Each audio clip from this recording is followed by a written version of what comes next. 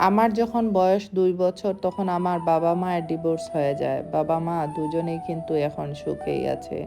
তাদের দুজনের সুখের বলি কেবল আমিই হলাম। তবে আমার মা আমাকে ছেড়ে যায়নি। আমাকে সাথে নিয়ে গেছে। মার সাথে নানি বাড়িতে ছিলাম আমি অনেক বছর। দুঃখে কষ্টে দিন কেটেছে, তাও ভালো ছিলাম। যখন মার বিয়ে হলো তখন থেকে আমার কপাল দুঃখে ভরে গেল। যার সাথে আমার মায়ের বিয়ে হলো ওই ভদ্রলোক আমাকে ২ চোখেই দেখতে পারে না। আমার মা যখন বাসায় না থাকে তখন ওই লোকটা আমার সাথে বাজে বিহেভ করে ও বাজে টাচ করে। আমার বয়স এখন ১১।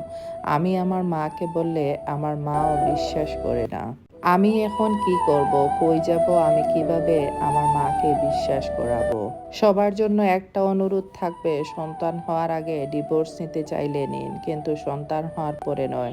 ডিভোর্সের পর মা-বাবা সুখে থাকলেও একটা সন্তান কখনো সুখী হতে পারে না। কি বুঝলেন? আপনার ডিভোর্স আপনার বাচ্চার জন্য কি ভয়ঙ্কর জীবন নিয়ে আসলো, তাই না? আপনার বাচ্চা আপনার যার সাথে বিয়ে হয়েছে তার কাছে সেফ নাই। এখন আপনি তাকে কোথায় রাখবেন?